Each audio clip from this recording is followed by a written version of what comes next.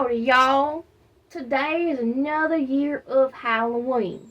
And in the spirit of this fun and history-rich day, we are going to give you some history behind the phrase trick or treat and why people dress up for Halloween. So without further ado, let's get into the history behind this fascinating holiday. We apologize in advance for any mispronunciations of words from the different centuries that we're going to talk about in this special. Dressing up on Halloween night in a costume and going door to door, ringing doorbells, asking folks for candy using the phrase trick or treat, and had been going on for more than a century in the US and many other countries for a long time. It has been a stable tradition for a long time.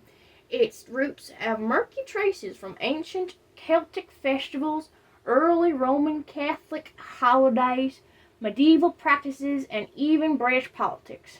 I'm not so sure about the British politics part. There might be something about that and something, I don't know. Anyways.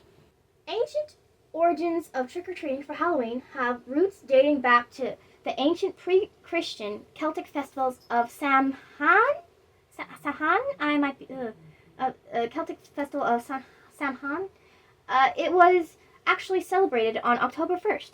What a coincidence!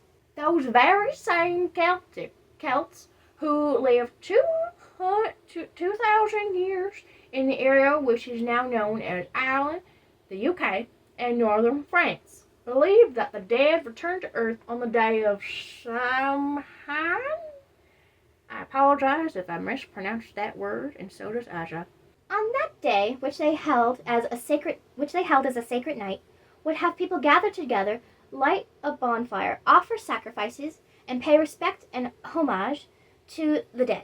During quite a few of these celebrations in Samhain, I don't know if I'm saying that right, the villagers would disguise themselves in costumes made of animal skins to drive away the phantom visitors, and also prepared food which was left out to pacify unwelcome spirits.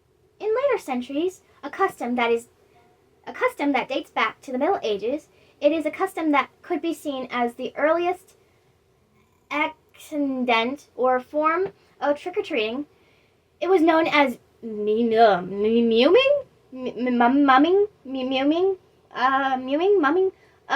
They began dressing as ghosts, demons, or malevolent creatures, and would perform antics in exchange for food and drink.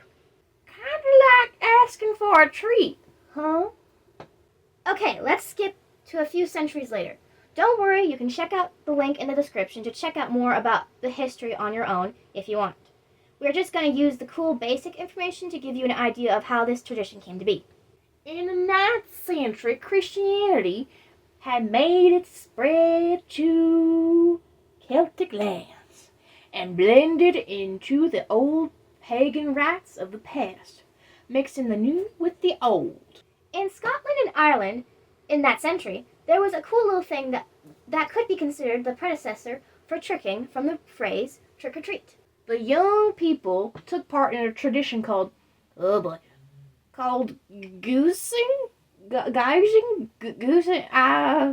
where they dressed up in a costume, accepted offerings from various people's homes, but instead of praying for the dead, they sing a song, recite a poem, tell a joke, or perform some sort of trick before they received their treat, which at the time would typically consist of fruit, nuts, or some coins. A fellow known as Guy Fawkes had an involvement in influencing the holiday. Elements from Halloween's trick-or-treating are similar to the annual celebrations of Guy Fawkes Night.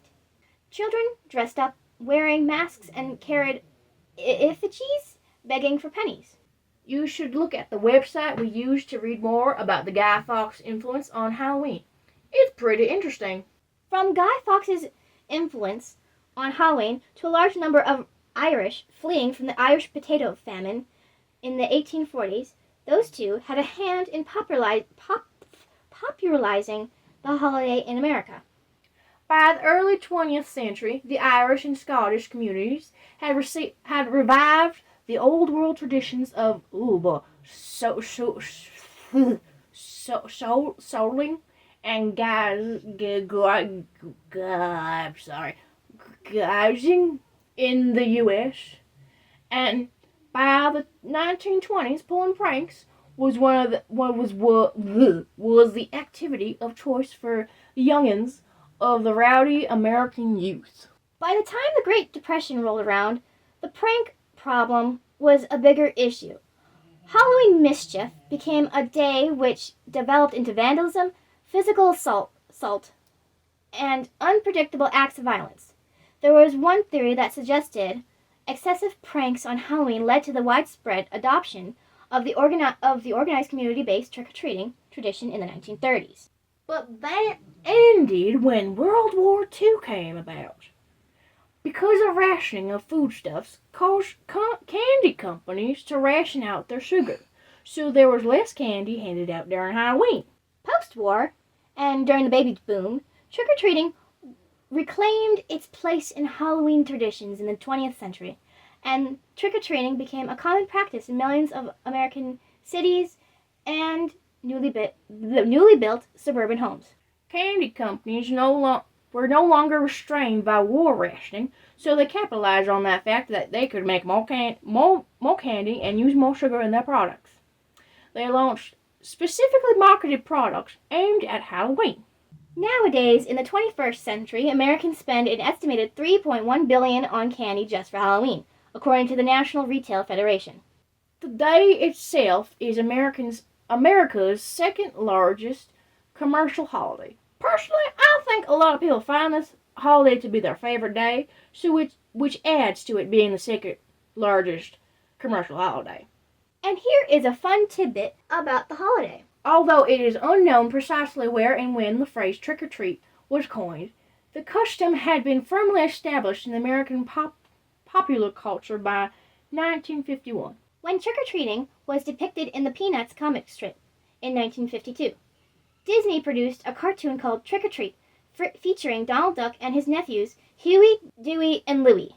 Thank you, folks, for watching this very long special about trick-or-treating and dressing up for the holiday of Halloween. Maybe the next special for Halloween might be about black cats or the genre that is associated with Halloween. Horror, psychological horror, thriller, and etc.